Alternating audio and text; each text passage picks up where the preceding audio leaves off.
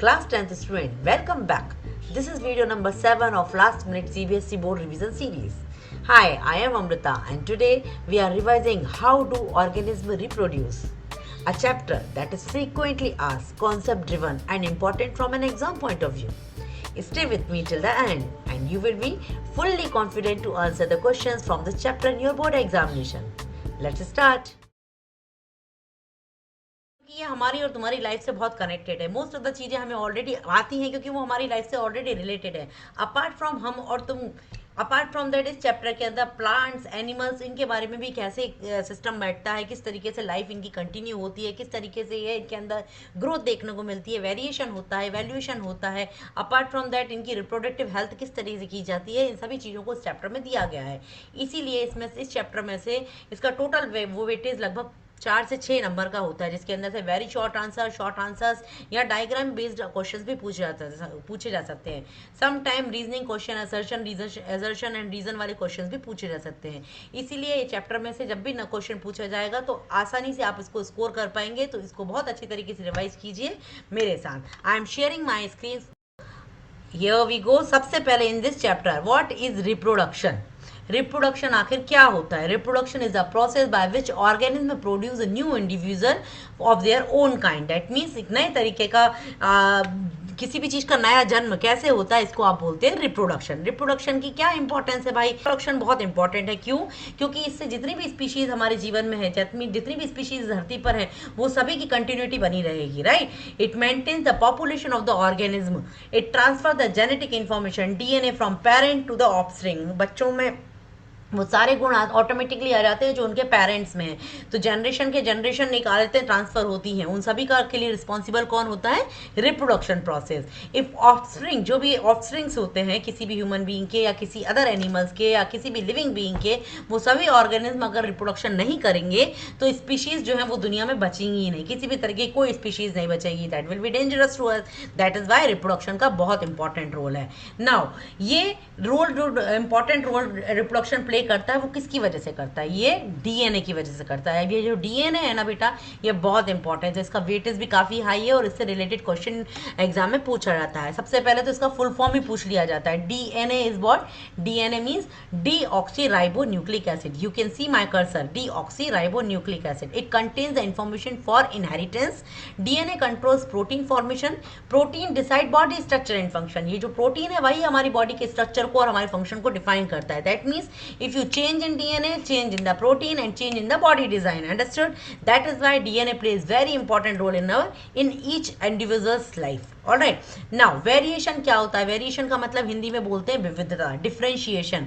हम में और आप में, जैसे आप हो, आप एक ह्यूमन बीइंग हो, मैं एक ह्यूमन बीइंग हूँ, मेल फीमेल सभी लोग अलग अलग, सबका चेहरा अलग है, सबकी आवाज़ अलग है, सबके फिंगरप्रिंट्स अलग अलग हैं. उसको बोला जाता है वेरिएशन. ये हमारे साथ साथ तो होता ही होता है. एनिमल्स में भी होता है, प्लांट्स में भी होता है. Look into this picture. मैंने एक बड़ी अच्छी सी इंटरेस्टिंग पिक्चर लगा के रखी है. देखिए, ये सारे अलग अलग तरीके के डॉग्स हैं यहाँ पर. राइट. कोई ब्राउन कलर का है, कोई ब्लैक कलर का है, कोई शॉर्ट हाइटेड है, कोई एकदम टॉल है, कोई एकदम शेर की तरह दिखने वाला डॉग है. इतने मल्टीपल टाइप ऑफ डॉग्स हैं, अलग अलग तरीके के टाइप ऑफ डॉग हैं, बट कंबाइनिंगली हम सब इनको इकट्ठा एक नाम से प्रोनाउंस करते हैं, डॉग. राइट. तो वेरिएशन क्यों इंपॉर्टेंट है? It is a difference present in the DNA among individuals of the same species. Variation occur due to the inaccurate DNA copying. It is important to help organise surviving in the changing environment. It provides resistance to disease.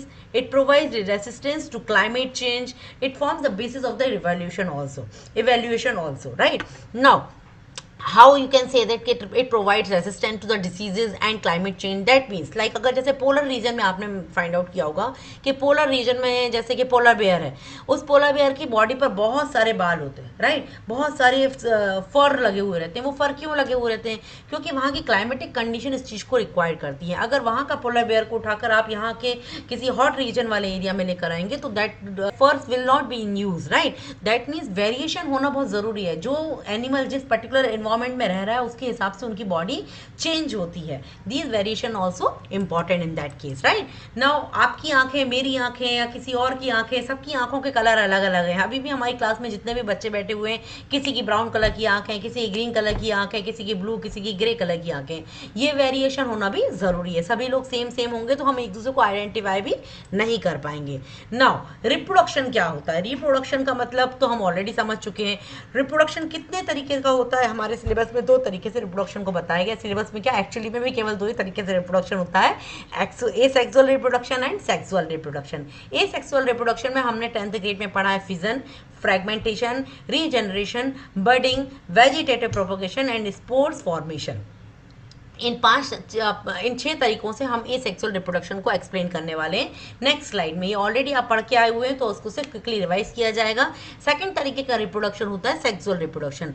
अब इस slide में सबसे important चीज types को छोड़कर क्या है? Difference. Asexual reproduction और सेक्सुअल रिप्रोडक्शन का difference is very important question for exam prospectus. Multiple time इस चीज को पूछा गया है. एसेक्सुअल रिप्रोडक्शन और सेक्सुअल रिप्रोडक्शन का सबसे इंपॉर्टेंट पॉइंट है, डिफरेंस है कि एसेक्सुअल रिप्रोडक्शन में केवल एक पेरेंट की जरूरत होती है. One parent can produce multiple offsprings, alright. While sexual reproduction में 2 parents are required. 2 parents are required for sexual reproduction. Asexual reproduction involves no gametes, while sexual reproduction involves gametes.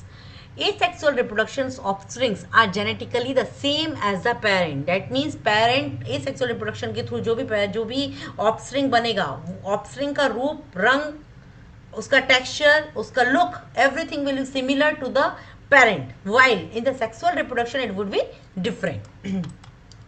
Example के form में पहले हमें asexual reproduction को detail में समझना होगा. Asexual reproduction क्या होता है?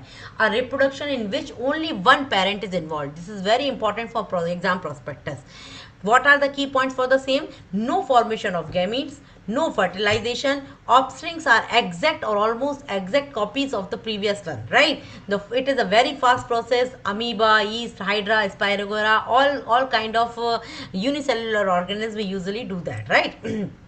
अब अमीबा को देखो, ये बाइनरी फिजन है. इसका टेक्स्ट बुक में काफ़ी डिटेल में एक्सप्लेनेशन दिया हुआ है.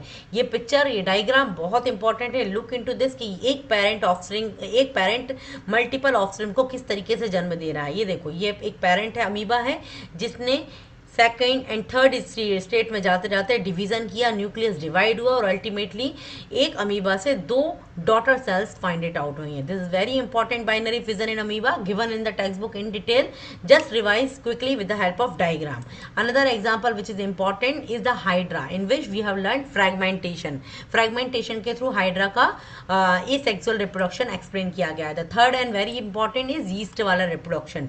East reproduction you can see in this picture. East में देखिए एक ईस्ट सेल है जो कि धीरे धीरे करके एक बर्ड को डेवलप कर रही है और थर्ड स्टेज में जाते जाते उस बर्ड का एक अच्छी तरीके से फॉर्मेशन हो रहा है. And in the fourth stage में आते आते चेन ऑफ बर्ड्स बनती चली जाती हैं और अल्टीमेटली ये बर्ड से एक नई ईस्ट सेल का फॉर्मेशन हो जाता है. सच kind of reproduction is also a asexual reproduction. And the last but not least is spirogyra. This is also given in the syllabus so that it is important also. Look into the picture. The similar process, similar asexual reproduction happens in all that. तो asexual reproduction क्या हुआ बच्चों? एक ऐसा reproduction system जिसमें केवल एक parent के थ्रू सिमिलर काइंड के ऑफस्प्रिंग्स बनाए जा सकते हैं. Such kind of reproduction is known as asexual reproduction. Am I understandable? Yes. आगे बढ़ते हैं. अब देखो, सिमिलर तरीके से जब सेम तरीके का, ये तो हमने अभी लिविंग बीइंग की एनिमल्स की बात करी, अगर आपको सेम तरीके का रिप्रोडक्शन प्लांट्स में देखने को मिलता है तो आप उसको बोलते हो वेजिटेटिव प्रोपोगेशन. वेजिटेटिव प्रोपोगेशन मतलब एक ऐसा तरीके का रिप्रोडक्शन सिस्टम, एक ऐसे तरीका का एसेक्सुअल रिप्रोडक्शन सिस्टम जिसमें सीड्स और स्पोर्स के थ्रू रिप्रोडक्शन नहीं होता है, जबकि स्टेम्स के थ्रू, रूट्स के थ्रू, पत्तियों के थ्रू नए तरीके के ऑफस्प्रिंग का जन्म किया जा सकता है. इस तरीके के वेजिटेटिव रिप्रोडक्शन सिस्टम को बोला जाता है vegetative propagation. Vegetative propagation is a kind of asexual reproduction in the plants. Am I clear? Do you remember that? Look into the picture. अब फटाफट याद आ जाएगा. देखिए, root propagation which we have learn in the sweet potato, जहाँ पर sweet potato में से जड़ें निकलती हैं, जो ऑलरेडी एक जड़ निकली हुई है, एक रूट निकली हुई है, इसके अलावा दूसरी रूट निकलती है. जैसे ही दूसरी रूट निकलती है वो एक नए स्वीट पोटैटो का फॉर्मेशन करती है. सिमिलरली जिंजर भी वैसे ही काम करता है. पोटैटो के ऊपर बर्ड्स निकलती है। हमारे और तुम्हारे घरों में, सबके घरों में पोटैटो तो आता ही आता है, और आपने मल्टीपल टाइम इस चीज़ को ऑब्जर्व किया होगा कि थोड़े दिनों बाद रखे रहने के बाद पोटैटो के ऊपर व्हाइट कलर की छोटी छोटी सी बर्ड्स आने लगती हैं। ये बर्ड्स उनकी आइज कहलाती हैं, और उन्हीं को अगर आप उन्हीं का अगर जर्मिनेशन हो जाता है तो नए पोटैटो का फॉर्मेशन हो जाता है। तो such kind of propagation is known as vegetative propagation. Another example is bryophyta. This is also very important as a point, this is also very important for the exam prospectus. Leaf bryophyllum, यहाँ पर leaf के ऊपर buds निकलती हैं।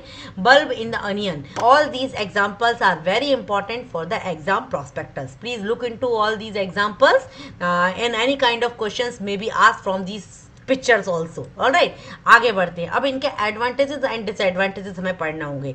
हमने already समझ के रखी हुई है बहुत सारी बातें, इसका हमें फायदा क्या होता है। ए सेक्सुअल रिप्रोडक्शन, पहली बात तो क्या फायदा है भाई इसका। एडवांटेजेस, सबसे बड़ी एडवांटेज इसका ये है कि एक बहुत फास्ट प्रोसेस है। फास्ट प्रोसेस है मतलब रिप्रोडक्शन की जो प्रोसेस है उसमें लंबा टाइम ना लगकर फटाफट फटाफट ऑफस्प्रिंग्स बन जाते हैं। Large number of offsprings produced in the very short time interval. Only one parent is required, no mating, no partner required in that is the biggest advantage for the same. It will be best for the stable environment, right. Now what is the disadvantage. जो advantage है वही disadvantage भी हो सकता है। That means if it is best for the stable environment, अब environment को तो आप कंट्रोल करके नहीं रख सकते हो, किसी भी टाइम किसी भी दरमियान इन्वायरमेंट चेंज हो जाता है। कभी हाई टेम्परेचर, कभी लो टेम्परेचर, कभी तेज बारिश, कभी तेज सर्दी, किसी भी तरीके के एनवायरमेंटल कंडीशंस चेंज हो जाती हैं। ऐसी सिचुएशन में एसेक्सुअल रिप्रोडक्शन वाले ऑफस्प्रिंग सर्वाइव नहीं कर पाते हैं। अंडरस्टैंडेबल। क्यों नहीं कर पाती? क्योंकि उनके अंदर एडेप्टिविटी नहीं होती है। एडेप्टिबिलिटी किस में होती है? सेक्सुअल रिप्रोडक्शन वाले ऑर्गेनिज्म में, जैसे कि हमारे अंदर या एनिमल्स के अंदर। अगर उनके अंदर इस तरीके की एडेप्टेबिलिटी नहीं होती तो हम और आप भी सर्वाइव नहीं कर पाते, जैसे कि एसेक्सुअल रिप्रोडक्शन वाले ऑर्गेनिज्म नहीं कर पाते हैं, राइट। इनमें किसी तरीके का नया वेरिएशन देखने को नहीं मिलता है। सभी ऑफस्प्रिंग जितने भी रिप्रोडक्शन वाले प्रोडक्ट्स हैं वो सब सेम नजर आते हैं। So these are the disadvantages of that. This is also very important question. इसके बाद हमें आपको सीखना है सेक्सुअल रिप्रोडक्शन। सेक्सुअल रिप्रोडक्शन, इसको भी हमें क्विकली करने के बारे में। सेकंड काइंड ऑफ रिप्रोडक्शन, पहला था एसेक्सुअल, दूसरा वाला है सेक्सुअल रिप्रोडक्शन। ये कैसे होता है इसका भी क्विकली रिवीजन कर लेते हैं। Sexual reproduction involve fusion of male and female gametes to form a zygote. कैसे भाई? Look into this picture. Male is male sperm and female sperm. You can see my cursor. Male sperm and female sperm दोनों मिलकर zygote का formation कर रहे हैं, and then from zygote embryo is making, and then offspring or baby is producing, right? It's a reproduction system. For this, what are the key factors? The key factors: two parents are required, two parents will be involved so that gametes will be formed. Gametes are formed, fertilization occur, variation will be there. Slower, it is a slower process and it is important for variation and evaluation. So sexual reproduction का main part है mail का और female का gametes का आपस में fusion, जो कि फर्टिलाइजेशन कहलाता है, जिसके थ्रू जायगोट का फॉर्मेशन होता है। With the help of embryo the baby will be reproduce, right. So sexual reproduction का मोड क्या होता है? What is the why the sexual mode of reproduction is important and why it is preferred? Because of sexual reproduction variation होता है। क्योंकि हमने पहले वाले ए सेक्सुअल रिप्रोडक्शन में फाइंड आउट किया था कि उसमें जितने भी ऑफस्प्रिंग्स हो रहे थे वो सभी के सभी सेम थे। अब सेम रहेंगे, वेरिएशन नहीं होगा, उसकी वजह से कई सारी प्रॉब्लम्स आ जाती हैं। तो वेरिएशन के लिए ए सेक्सुअल रिप्रोडक्शन की आवश्यकता नहीं है। हमें किस चीज़ की आवश्यकता थी? सेक्सुअल रिप्रोडक्शन की। That is why it came in existence. Second, it helps organism adapt to changing environment. हमने ए सेक्सुअल रिप्रोडक्शन में देखा था कि जैसे ही इन्वायरमेंट में कोई चेंजेस आता था, ए सेक्सुअल रिप्रोडक्शन वाले ऑफस्प्रिंग्स जो थे वो अडेप्टिव नहीं हो पाते थे, जिसकी वजह से उनकी डेथ फटाफट हो जाती थी। They are not able to survive in those different circumstances. While जब सेक्सुअल रिप्रोडक्शन वाले ऑफस्प्रिंग्स आते हैं नेचर में, सो वो इन्वायरमेंट के हिसाब से अपने आप को इजीली अडेप्ट कर लेते हैं, इसलिए उनका सर्वाइविंग रेट हायर रहता है। It ensures long term survival of the species, right. कोई भी स्पीशीज जो है, अगर वो स्पीशीज अगर सेक्सुअल रिप्रोडक्शन के थ्रू रिप्रोड्यूस हुई है तो उसका सर्वाइवल रेट ज़्यादा होता है। It forms the basis of evolution also. ये एक बहुत इंपॉर्टेंट फ्रीक्वेंटली पूछा जाने वाला क्वेश्चन है, इसलिए इस चीज को ध्यान से पढ़िएगा, ध्यान से रिवाइज कीजिएगा।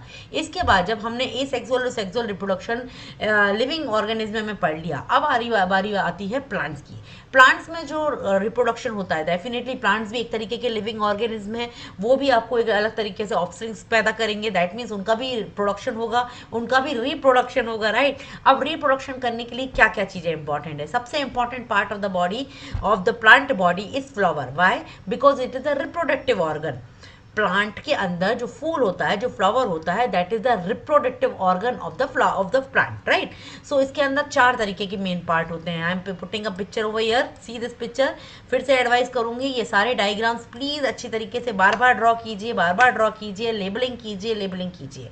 आपने ऑलरेडी प्रीलिम्स में और कई मल्टीपल टेस्ट में, क्लास टेस्ट में इन सब चीज़ों को डेफिनेटली किया होगा, आई एम श्योर। अगर नहीं भी किया है तो भी मल्टीपल टाइम कीजिए, और आपने ऑलरेडी किया हुआ है तो इस डायग्राम को 3 से 4 बार ड्रॉ करके, लेबलिंग करके याद करने की, रखने की कोशिश कीजिए, because this is very important diagram, right. In this what we are going to cover कि फ्लावर के मेन 4 पार्ट होते हैं। फ्लावर के 4 तरीके के पार्ट होते हैं। सेपल्स जो कि फ्लावर की बड को प्रोटेक्ट करता है, पेटल्स जो कि इंसेक्ट को अट्रैक्ट करता है, द थर्ड मेल पार्ट जो उसको बोलते हैं स्टेमन, एंड जो फीमेल पार्ट होता है उसको बोला जाता है carpel. Look into this picture and now male reproductive organ of the flower is stamen. Stamen 2 चीजों को कवर करता है, ये वाला part. Look into my cursor, this is anther and this one is filament. तो एंथर और filament together reproductive part of the flower होते हैं। Anther produce the pollen grains and pollen grains contain the male gametes.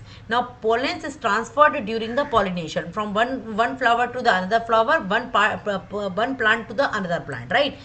Female reproductive part मतलब carpel, जिसको आप pistol बोलते हैं, right. इसके अंदर कौन कौन आता है? उसके अंदर ये आता है स्टिग्मा आता है, इसके अंदर स्टाइल आती है, this is the stigma, this is the style, this is the ovary. All these 3 are the including points are the female reproductive part of the flower. So male reproductive part of the flower and female reproductive parts of the flower are important.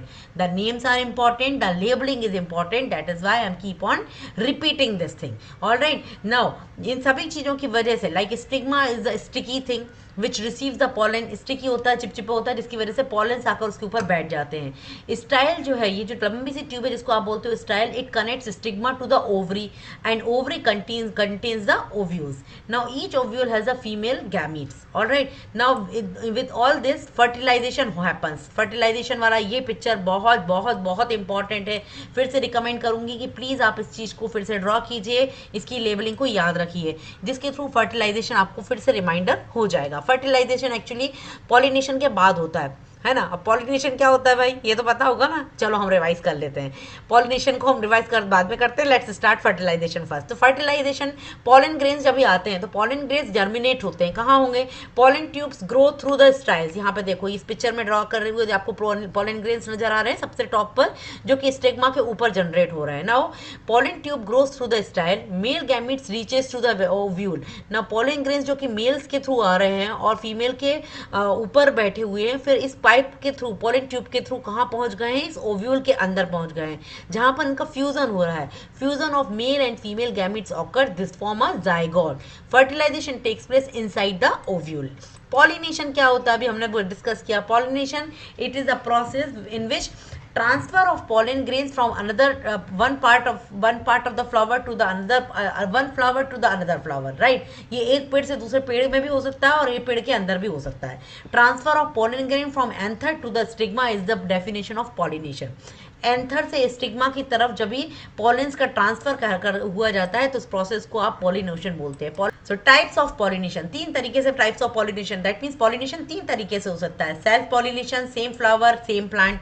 Cross pollination, different plants of the same species. And agents of pollination मतलब कि हवा उसका agent का काम कर सकती है, birds agent का काम कर सकते हैं, वाटर एजेंट का काम कर सकते हैं, और कोई छोटे मोटे कीड़े इंसेक्ट्स काम कर सकते हैं, तितलियां काम कर सकती हैं पॉलिनेशन के प्रोसेस के दौरान। तो जो भी इनकी पॉलिनेशन की प्रोसेस में पोलेंस को एक जगह से दूसरी जगह पर या एंथर से स्टिग्मा की तरफ लेकर जाने की हेल्प करता है, वो उसका कहलाता है एजेंट। अंडरस्टूड। एजेंट में इन 4-5 में से कोई भी एजेंट काम कर सकता है। After reaching to the anther to the stigma, what will happen, the process will continue, pollination की पूरी प्रोसेस कंटिन्यू होने के बाद फर्टिलाइजेशन की अपनी फर्टिलाइजेशन की पूरी प्रोसेस कंटिन्यू हो गई, कंप्लीट हो गई। आफ्टर फर्टिलाइजेशन जो जायगोट, यहाँ पर जो ओव्यूल में जायगोट बना है, ये जायगोट किस चीज में बदल जाता है बच्चों? एम्ब्रियो में बदल जाता है। ओव्यूल सीड में बदल जाता है और ओवरी फ्रूट में बदल जाती है। फिर से बताती हूँ, जायगोट एम्ब्रियो बन जाता है, ओव्यूल सीड बन जाता है बीज, और ओवरी फ्रूट में कन्वर्ट हो जाती है। Other flower part dry and fall of. Understood? सब के सब वापस rest of the other part खराब हो जाते हैं, फेंक दिए जाते हैं, नीचे गिरा दिए जाते हैं पेड़ के द्वारा।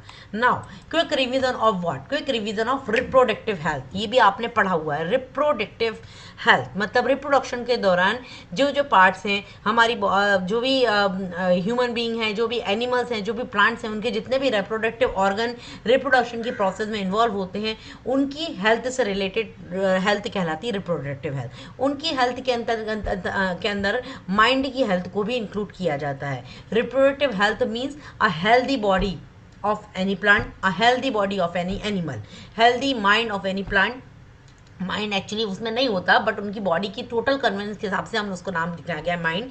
And social being, that means वो प्लांट भी प्रॉपरली अच्छी तरीके से नेचर में ग्रो कर रहा है या नहीं कर पा रहा है, that is known as social well being. It is related to the reproduction. It does not mean only absence of disease is known as reproductive health. अगर कोई बीमारी नहीं है, इसको ये नहीं बोलेंगे कि आपकी हेल्थ अच्छी है या नहीं है। हाँ, अगर आपकी सर्वाइवल कंडीशंस खराब हैं, then also reproductive health need to be protected. Now reproductive health को क्यों इंपॉर्टेंट है भाई? रिप्रोडक्टिव हेल्थ क्यों इंपॉर्टेंट है? Why reproductive health is important?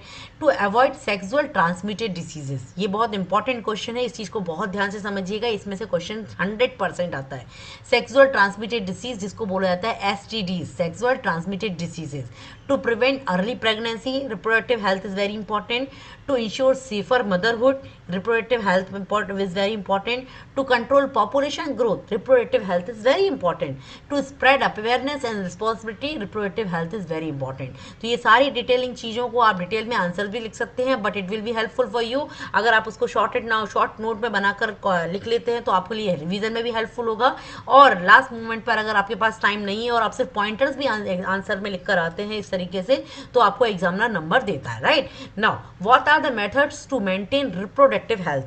ऐसी कौन सी मेथड है जिसके थ्रू आप किसी एनिमल की या किसी प्लांट की रिप्रोडक्टिव हेल्थ को मेंटेन कर सकते हो? To understand the sex education, awareness फैलाने से, प्रॉपर हाइजीन बरतने से, बैलेंस डाइट खाने से या बैलेंस डाइट देने से प्लांट्स को। कभी कभी ज़रूरत से ज़्यादा कंपोस्ट देने से भी प्लांट्स मर जाते हैं, ज़रूरत से ज़्यादा केमिकल्स प्रोवाइड करने से प्लांट्स मर जाते हैं। तो मर जाते हैं मतलब क्या हुआ? उनका हेल्थ इश्यूज़, उनके इंटरनल हेल्थ इश्यूज़ की वजह से उनकी बॉडी ने फंक्शन करना बंद कर दिया। वो प्लांट धीरे धीरे करके मुरझाता जाता है और धीरे धीरे करके वो कंप्लीटली मर जाता है। दैट मीन्स वो फिर लिविंग ऑर्गेनिज्म की कैटेगरी को बिलोंग नहीं करता, कंप्लीटली डेड हो जाता है। सेम ही फॉर्म में एनिमल भी सेम काम करते हैं। That is why balance diet and proper hygiene is important to both human being also, animal also, as well as the plant also. Medical facilities and counseling are the methods by which you can maintain the reproductive health. Safe and responsible behavior of each people around is a maintenance, right? Now reproductive health problems ऐसी कौन कौन सी होती हैं? This is extremely important question. 1 mark का fill in the blank, any kind of question or MCQ question can be asked from this. Reproductive health problem, these are the sexual transmitted disease which are the STDs, जैसे कि HIV AIDS, gonorrhea, syphilis. These are the diseases which are reproductive health problems. Early marriage and teenage pregnancy is maybe the reason for the same. Unwanted pregnancy, lack of the awareness and hygiene are the reproductive health problems which are usually happens in many people. Okay, contraceptive methods मतलब कि वो method जिसके through birth को control किया जा सकता है, वो सारी मेथड जिसके थ्रू नंबर ऑफ ऑफस्प्रिंग्स कितने होना चाहिए, कितने होंगे, ये सारी चीज़ें मेजर की जाती हैं या कंट्रोल की जाती हैं, उस मेथड्स को बोला जाता है contraceptive methods, right? Contraceptive methods के अंदर बैरियर मेथड्स होती हैं, जिसमें सबसे पहले केमिकल मेथड्स है। इंट्रालेटरिन डिवाइसेस के थ्रू इनसा किया जा सकता है, आईयूडीज या सर्जिकल मेथड्स के थ्रू बर्थ कंट्रोल किया जा सकता है, राइट। अब ऐसा करने से क्या फायदा होगा, what will be the advantage? इसका एडवांटेज होगा, it prevents unwanted pregnancy, it helps in the family planning, it reduces the spread of STDs which are the sexual transmitted disease, and it improves the maternal and child health, which are very very very important. So all these important things are there, that is what the advantages of contraceptions are there. And इसीलिए government भी अपनी तरफ से कुछ जुगत लगाती है भाई। क्या जुगत लगाती है गवर्नमेंट? अपनी तरफ से इनिशिएटिव्स लेती है। कौन से इनिशिएटिव लेती है? कि वो फैमिली प्लानिंग वाले प्रोग्राम्स चलाती है, free availability of contraceptives provide कराती है, गवर्नमेंट एजुकेशन के थ्रू अवेयरनेस कैंपेन चलाती है, गवर्नमेंट हेल्थ केयर सर्विसेज को इम्प्रूव करने की कोशिश करती है। ये सब करने की वजह से बर्थ कंट्रोल रेट प्रॉपर होता है, जिसकी वजह से सभी की मेंटल, फिजिकल, रिप्रोडक्टिव हेल्थ, सब तरीके की हेल्थ प्रॉपर होती है और बैलेंस्ड बनी रहती है, which is very very very important. And this part is the last part, if I'm not mistaken. Okay, so we are completely done with this chapter, completely revised this chapter thoroughly, and I hope you learned and enjoyed and revised with me properly. Wish you all the best for your final examination. Keep learning, stay focused, calmly exam दीजिएगा, complete exam दीजिएगा. Do not leave any question just like that, वही नहीं छोड़ना है, सारे questions को attempt करना है. And wish you all the best. Thank you for watching.